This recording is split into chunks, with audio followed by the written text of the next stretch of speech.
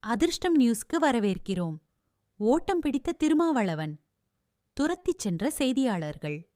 அதாவது இன்னைக்கு திருமாவளவன் எப்போதுமே பிரஸ் மீட்டில் நின்று நிதானமாக பேசிட்டு போவார். சமீபத்தில மதுரை வந்த திருமாவளவன் வேக வேகமாக ஏறிப்போயி இன்னைக்கு வரவேற்ப கூட ஏத்துக்காம நேரா போய் கார்ல ஏறி போறார். ஏன் அப்படின்னு பார்த்தீங்கன்னா, இன்னைக்கு திருமாவளவன் நம்முடைய தமிழகத்தில் ஆண்ட மன்னர்களைப் பற்றி, தமிழ் மன்னர்களைப் பற்றி அவர் ஒரு கருத்து சொன்னார். அது சமூக ஊடகங்களில் பெரிய அளவுக்கு விவாதப் பொருளாயிடுச்சு. குறிப்பாக அரசியல் கட்சித் தலைவர்களே திருமாவளவன் பேசியது தவறு அப்படின்னு அவருக்கு எதிர்ப்புக் குரல் கிளம்ப ஆரம்பிச்சிட்டாங்க. இப்ப தேர்தல் நேரத்தில் இதெல்லாம் உங்களுக்கு தேவையா அப்படின்னு அவருடைய நலம் விரும்பிகளும் கேட்க ஆரம்பிச்சிட்டாங்க. திமுகவும் கொஞ்சம் அமைதியா இருக்கச் சொல்லுங்க அப்படின்னு அவர்கள் கட்சி எம்டாஎல்ஏக்களிடம் சொல்ல ஆரம்பிச்சிட்டார்களாம்.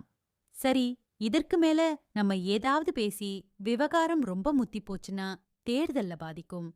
ஏற்கனவே அந்த ராஜீவ் காந்தி அப்படிங்கிற வழக்கறிஞரை நான் அடிக்கல, சரியா அடிக்கல அப்படின்னு சொல்லி வெகுஜன மக்களுடைய எதிர்ப்பை விசிக சம்பாதித்தது. குறிப்பாக பாலிமர் டிவி கிட்ட நேரடியாக சண்டைக்கு போய் பாலிமர் டிவி விசிக உடைய எந்த சின்ன செய்தியாக இருந்தாலும் வெளுவெளுன்னு வெளுத்து விடுறாங்க. ஒரு காலத்தில் அடங்க மறுப்போம், அத்துமீறுவோம் அப்படின்னு சொன்ன விசிக இன்னைக்கு சிறுத்தைகள் அமைதியா இருக்கிறாங்க. ஏன்னா வெகுஜன மக்கள் அந்த கட்சியின் மீது கோபத்தில் இருக்கிறாங்க. ரிப்போர்ட்டும் இன்னைக்கு விசிக அப்படிங்கிற ஒரு கட்சி கட்டப்பஞ்சாயத்து பண்ற கட்சி அப்படிங்கிற அளவுக்கு சமூக ஊடகங்களில் பெரிய அளவுக்கு அதனுடைய பேர் கெட்டியிருக்கு. இப்படிப்பட்ட சூழ்நிலையில தமிழ் மன்னர்கள் குறித்து அவர் பேசியது விவாதப் பொருள் ஆகியிருக்க நேரத்துல பிரஸ் மீட் கொடுத்து இன்னும் அதை பெரிய பிரச்சனையாக்க வேணாம் அப்படிங்கிறதுனால வெளிய போனாலும் நிருபர்களை பார்த்தவுடனே வேகமாக ஓட்டம் பிடிக்கிறார் திருமா.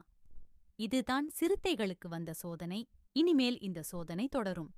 ஏற்கனவே விஜய் தலித் இளைஞர்களுடைய வாக்குகளை அறுவடை பண்ணிட்டு இருக்கிறார்.